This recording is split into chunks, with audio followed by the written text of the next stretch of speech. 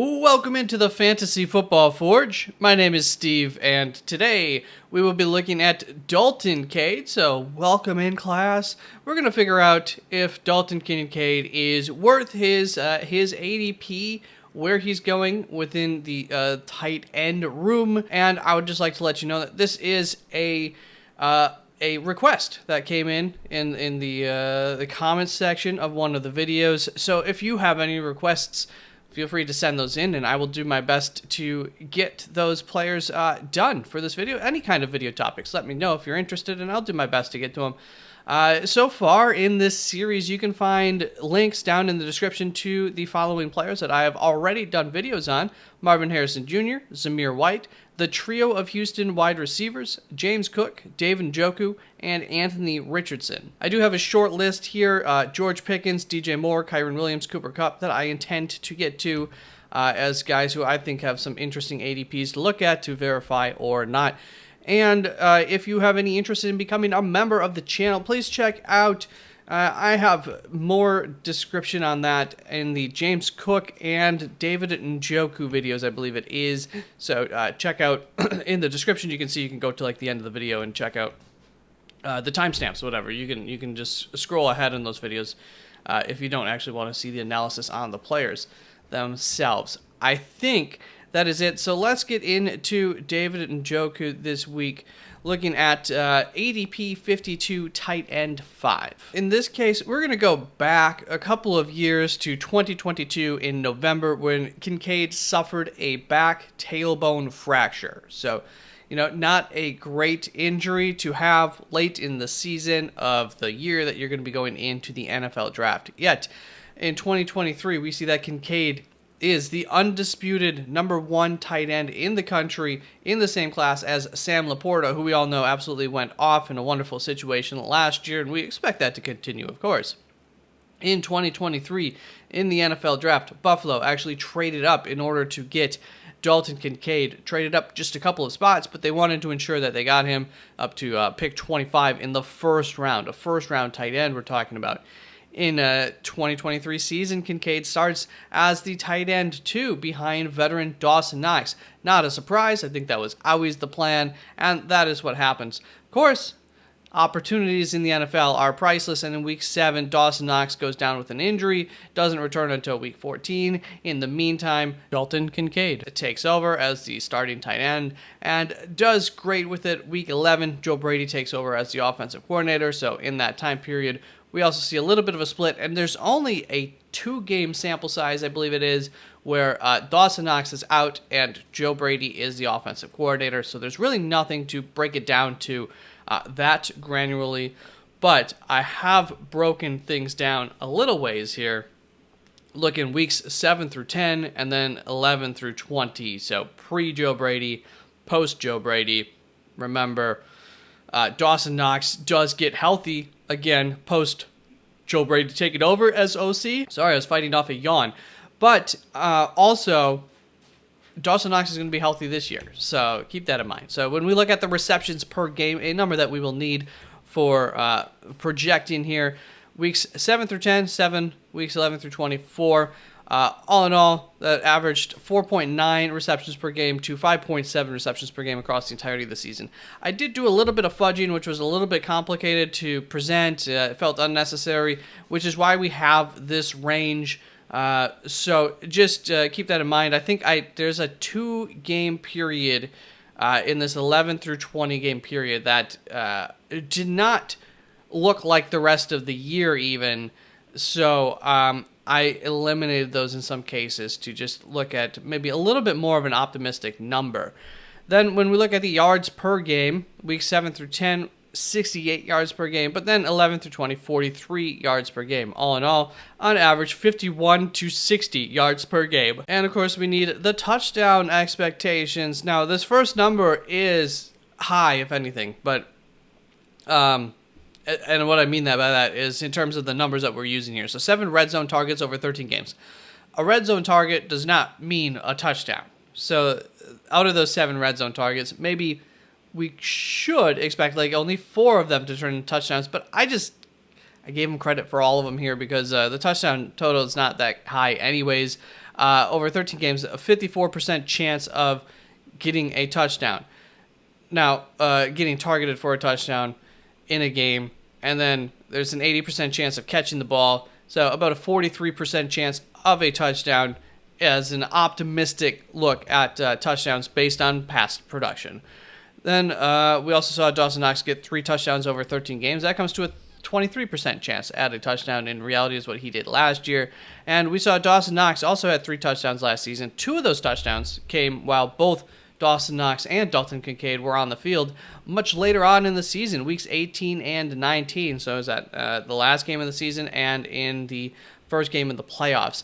And so I think that is something to keep in mind, that there is a connection still between Dawson Knox and Josh Allen. And Dawson Knox is great in the end zone, so I don't know that that's something that completely disappears. Could eat into a little bit of Dalton Kincaid's touchdown upside. Now, let's convert this stuff into fantasy points. Once again, we have these ranges that we're going to be working within. So 4.9, 2.45 to 2.85 points per reception in half PPR scoring, which is what we're looking at here. So, you can do the math if you want and look up numbers for full PPR or non-PPR. You can just remove that and look up the numbers there, and I've done most of the work then for you. 51 to 60 yards per game, 5.1 to 6 fantasy points per game, and almost a quarter to not quite a half of a touchdown per game is going to net you 1.38 fantasy points per game on average, all the way up to maybe 2.5-ish fantasy points per game on average. Add those numbers up, we get a range of 8.9 to 11.4 fantasy points per game. Now, you might think that 8.9 number is not very good, but you forget. We are talking about tight ends, and you forget how bad tight ends actually are. 8.9 fantasy points per game in 2023 would have netted you the tight end 7 in average fantasy points per game. That's a strong number, of course, and that 11.4 fantasy point per game number would have netted you to tight end 3. So, is being the tight end 5 appropriate for Dalton Kincaid this year? Well, as you can see, as I have written there, I mean, it's smack dab in the middle of that projected range that we did. So,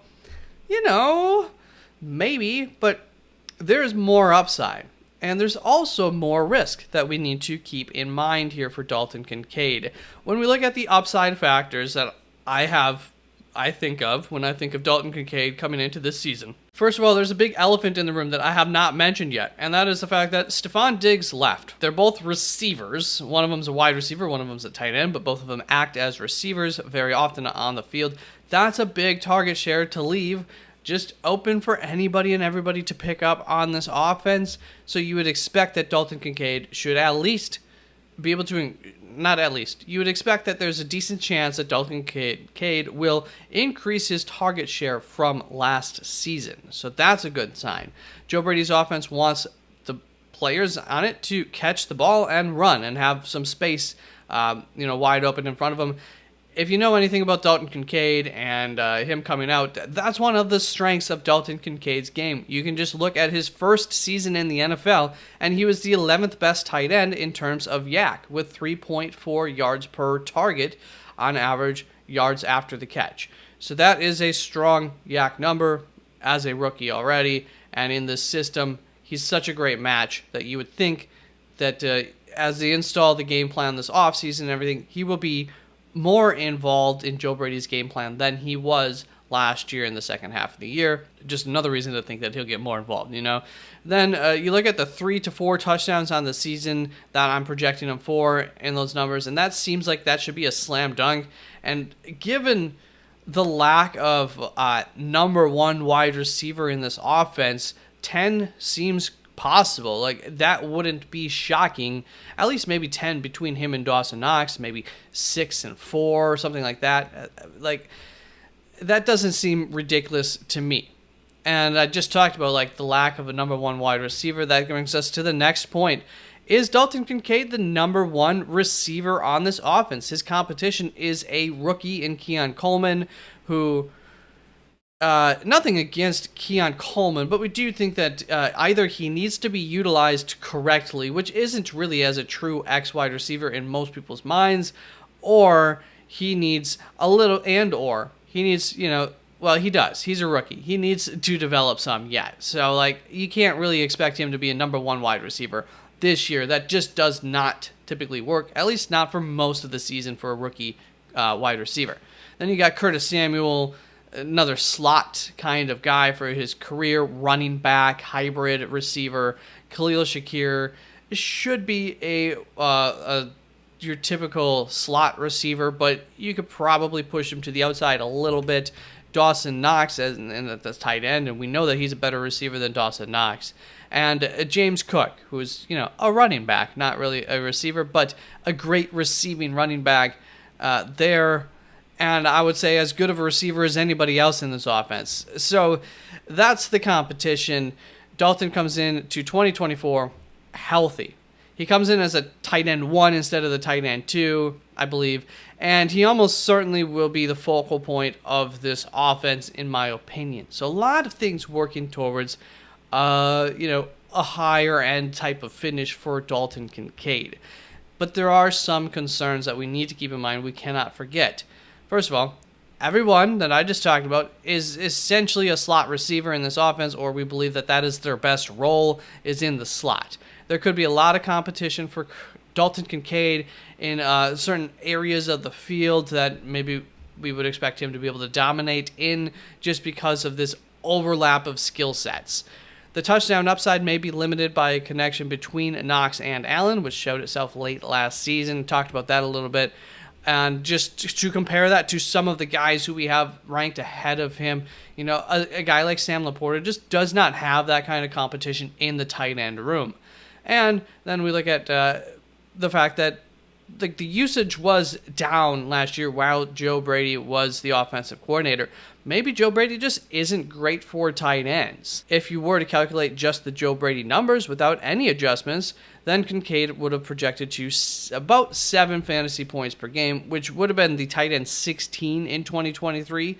So I just wanted to present that number to you, show you that there is a downside here. There is a possible way that Dalton Kincaid could disappoint. Ultimately, I had him ranked 8th, and I've moved him up in my rankings to my tight end 5. I might end up moving him back one more spot to tight end 6 yet. Not sure, but I do know that I am happy to take a shot on his upside if I'm taking a tight end in that area of the draft. I do believe that he's one of the few tight ends, or really actually this year, one of the many tight ends who actually has this tight end 1 upside. But there are a few legitimate concerns that I don't want to forget about that we might be overlooking. But to counter that, the departure of Stephon Diggs, I feel like cements just more work for him, giving him this higher floor that I feel comfortable with him not completely disappointing, I suppose would be a way to put it. So there's everything for Dalton Kincaid. Once again, feel free to make up your own mind on that. And don't forget, Thursdays, I am live here on YouTube. We're practicing mock drafting. We're getting 4, 5, 6 people in there each session so far. Would love to have a full room, so there's no computers that are mock drafting. Just download the Sleeper app. It's not a gambling app. It's all free. I just send you a link and you can join right in and we can get practice in together. So it's been, I think, helpful for everybody. It's been a good time. I hope to see you there. Hope to get a room filled up, and maybe we can throw together a last minute league also if we can get enough people in there, 10, 12, 14 person league. So there you go. Thank you very much for tuning on in. I love you very much. I appreciate you. Don't forget to like, comment, subscribe. That all really, really helps, especially those comments. And peace out.